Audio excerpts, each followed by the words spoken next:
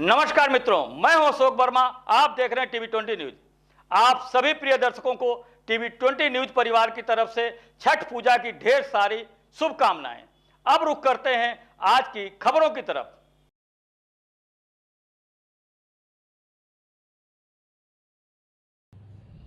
नमस्कार दोस्तों, मैं doctor Manish, endocrinologist, Medanta hospital Lucknow से। आज हम एक बहुत इंपॉर्टेंट टॉपिक पे बात करने वाले हैं जिसमें बहुत ज़्यादा लोग परेशान रहते हैं, जानकारी का अभाव है, तो उसी को आज हम डिस्कस करें। आज हम डिस्कस करने वाले हैं आखिर ब्लड प्रेशर क्या होता है, हाई ब्लड प्रेशर किसको बोलते हैं, हाई ब्लड प्रेशर के मरीजों में क्या क्या दिक्कतें आती हैं, उसमें क्या कोई रिस्क फैक्टर होते हैं कि नहीं होते, अगर रिस्क फैक्टर होते हैं तो उसका बचाव कैसे कर सकते हैं, प्रिवेंशन कैसे कर सकते हैं हम लोग, और साथ में उसका ट्रीटमेंट कैसे कर सकते हैं। सबसे पहले बात करते हैं ब्लड प्रेशर क्या होता है। अगर आपको ब्लड प्रेशर की परिभाषा को समझना है तो ब्लड प्रेशर जितना आपकी नलियां हैं जिसके आपके अंदर खून जाता है, जो खून जा रहा है वो जितना प्रेशर आजू बाजू की नलियों पर डालता है उसके कारण जो प्रेशर बनता है उसको ब्लड प्रेशर कहा जाता है। ब्लड प्रेशर मूलतः दो ही चीज़ों पर निर्भर करता है। एक आपकी हार्ट की पंपिंग कैपेसिटी कितनी है, हार्ट कितना पंप अच्छे ढंग से कर पा रहा है, और दूसरा आपका ब्लड वेसल्स में कितना ज़्यादा दबाव पड़ पा रहा है। अगर दबाव ऊपर या नीचे जाएगा तो ब्लड प्रेशर पे प्रभाव आ सकता है, तो इसको मूलतः ब्लड प्रेशर बोला जाता है। जिन लोगों में एक सामान्य दर्ज के ऊपर अगर ब्लड प्रेशर माना जा रहा है तो उसे हाई ब्लड प्रेशर या हाइपरटेंशन का नाम दिया गया है। तो हम आज उसी चीज़ की चर्चा करने के लिए तैयार हैं। देखिए, ब्लड प्रेशर जो होता है वो मुख्यतः दो भागों में डिवाइड कर दिया गया, मतलब दो अलग अलग तरह के हाई ब्लड प्रेशर को बताया गया। पहला एक ब्लड प्रेशर जिसको एसेंशियल हाइपरटेंशन बोला जाता है। एसेंशियल हाइपरटेंशन का कहने का मतलब है कि आपको ब्लड प्रेशर तो है, बढ़ा हुआ भी है ब्लड प्रेशर, मगर उसका कोई कारण शरीर में समझ में नहीं आ रहा कि आपका ब्लड प्रेशर क्यों बढ़ गया, तो उसको एसेंशियल नाम दिया गया।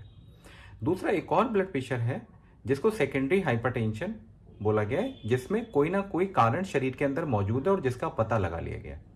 वो कारण हो सकता है कि आपकी दिल की बीमारी के कारण हो सकता है वो किडनी में दिक्कत के कारण ये भी हो सकता है कि वो कारण आपके हार्मोन्स के कारण हो सकता है कि वो आपके दिनचर्या में बदलाव ना करने के कारण हो सकता है कि वो मोटापे के कारण। तो जिसका कारण हमको पता है हम उसको सेकेंडरी हाइपरटेंशन बोल रहे हैं, जिसका कारण हमको नहीं पता है उसको हम एसेंशियल हाइपरटेंशन बोल रहे हैं। तो दो अलग अलग ब्लड प्रेशर को बताया गया।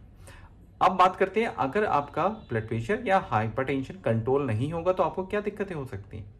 अगर आपका ब्लड प्रेशर या हाइपरटेंशन कंट्रोल में नहीं है तो मुख्यतः यह आपकी हार्ट की, किडनी की और बाकी भी अंगों की दिक्कतें पैदा कर सकता है। जैसे हार्ट में यह हार्ट अटैक करवा सकता है, हार्ट को फेल करा सकता है, हार्ट की रिदम के अंदर डिस्टर्बेंस करवा सकता है। किडनी के अंदर ये किडनी में सीरम क्रिएटिनिन को बढ़ा सकता है, किडनी डैमेज कर सकता है, साथ में पेशाब में प्रोटीन भी लेके आ सकता है। साथ में अगर ब्लड प्रेशर आपका काफ़ी लंबे टाइम तक कंट्रोल नहीं है तो कई बार यह आंखों के पर्दे पे सूजन लेके आता है, जिसको पेप्लिडीमा बोल सकते हैं हम लोग, या आंखों के पर्दे की सूजन का भी नाम दिया गया है।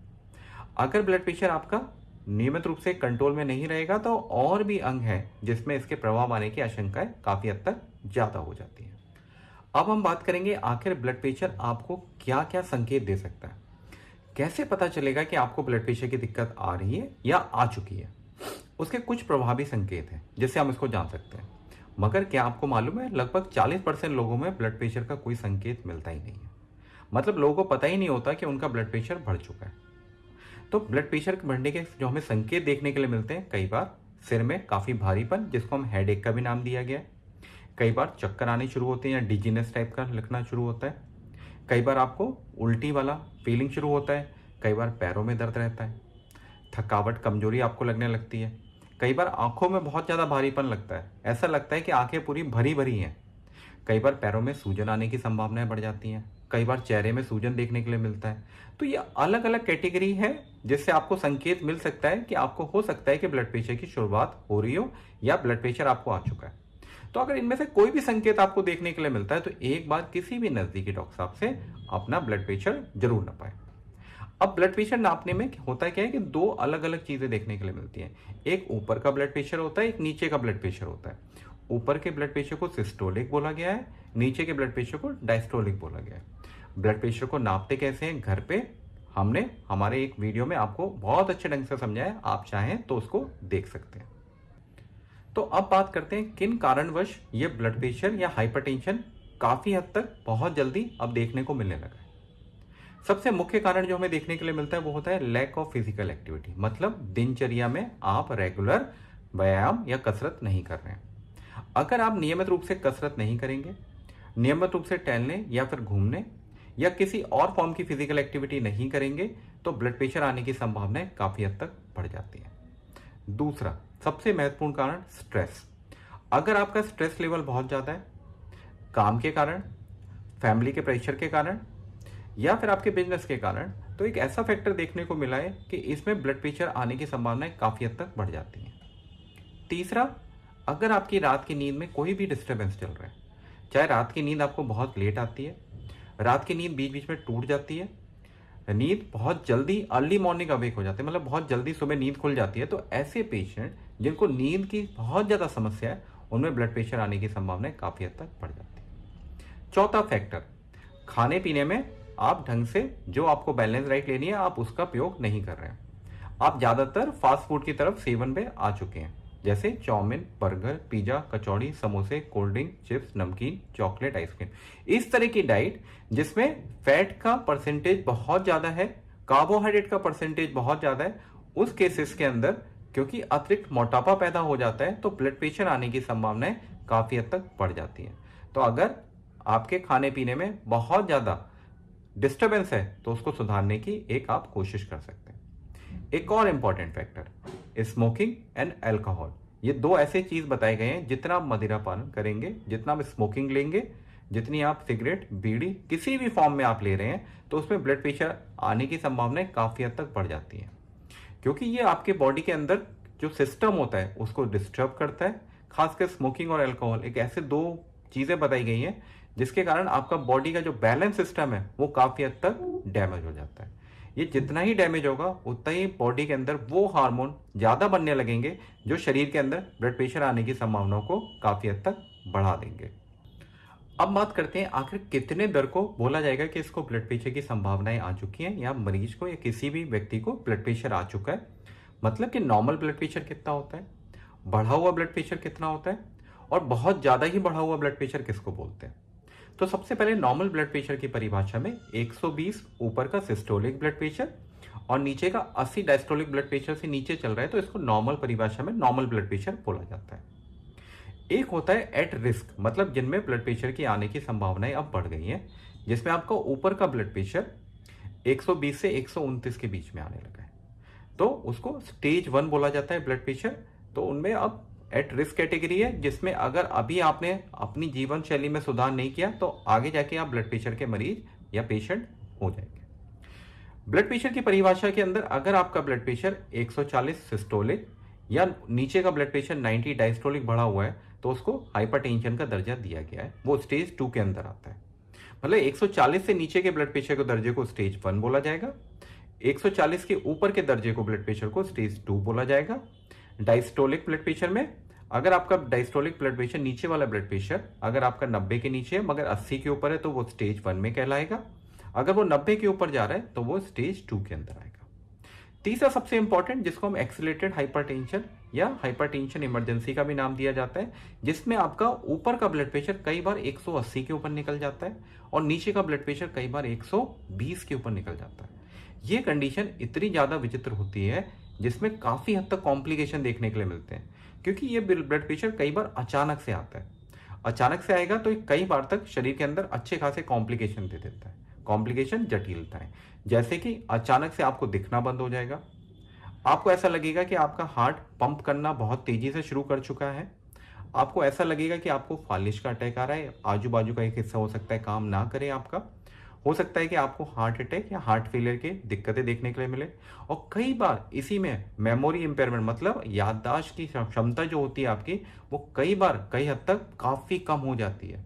तो अगर आपको ब्लड प्रेशर शुरुआती दौर में ही देखने के लिए मिल रहा है तो कोशिश करें कि उसको शुरुआती दौर पे ही कंट्रोल करवाएं।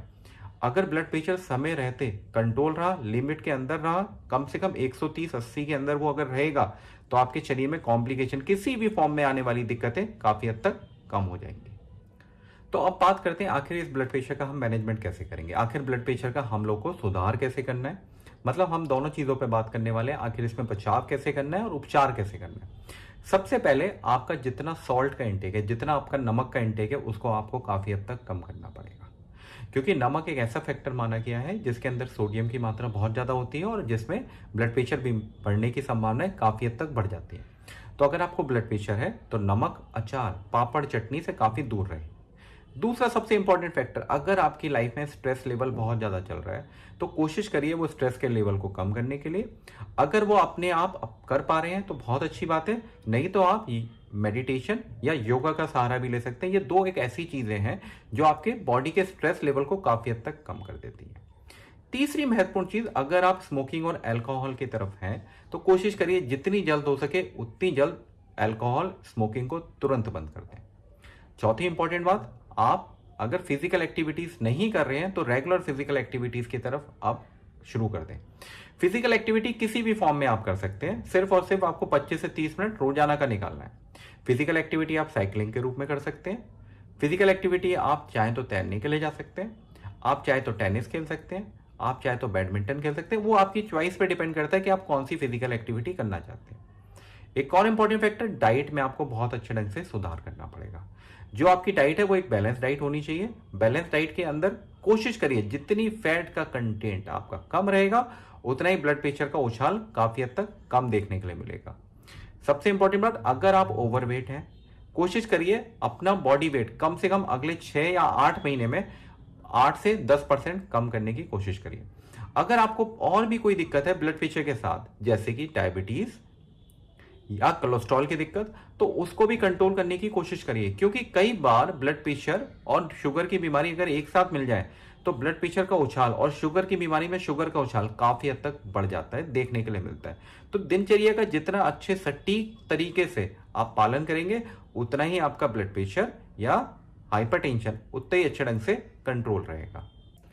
अंत में सबसे इंपॉर्टेंट पहलू जिसपे हम लोग हमेशा डिस्कस करने की कोशिश करते हैं और जो सबसे उपयोगी माना गया है, अब आपको ब्लड प्रेशर की दिक्कत पता चलने लगी है, आप ब्लड प्रेशर की दवाइयां नियमित रूप से लेने लगे हैं, मगर कई बार ऐसा होता है कि आपने अब ब्लड प्रेशर अपना नापना बीच बीच में बंद कर दिया है।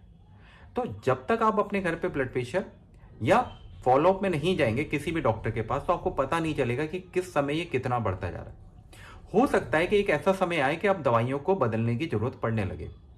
हो सकता है कि आपने अपनी जीवन शैली में परिवर्तन करा हो जिसके कारण अब आपका वजन पहले से कम हो गया तो हो सकता है कि ब्लड प्रेशर की दिक्कत अब काफी हद तक कम हो गई हो सकता है कि ब्लड प्रेशर अगर वजन कम हो जाए तो हो सकता है खत्म हो जाएगा, तो ये आपको दोबारा परेशान नहीं करेगा। तो सबसे महत्वपूर्ण बात, ब्लड प्रेशर के पेशेंटों के लिए 4 चीजें, नियमित रूप से अपने डाइट का पालन करना है, नियमित रूप से फिजिकल एक्टिविटी करना है, नियमित रूप से आपको दवाइयां का सेवन करना है, चौथा नियमित रूप से आपको फॉलोअप के लिए किसी भी जिन डॉक्टर साहब से आप इलाज करा रहे हैं उनको पास बार बार आपको जाके उनको दिखाना है। अगर इन 4 चीजों का आप अच्छे ढंग से पालन करेंगे तो आपको ब्लड प्रेशर की होने वाली जटिलताएं या होने वाली दिक्कतें काफी हद तक कम परेशान करेंगे। तो दोस्तों आज के लिए इतना ही। हम आशा करते हैं आपको हमारा ये वीडियो पसंद आएगा। हम अगले वीडियो में आपके साथ दोबारा पेश होंगे, तब तक के लिए बहुत बहुत धन्यवाद।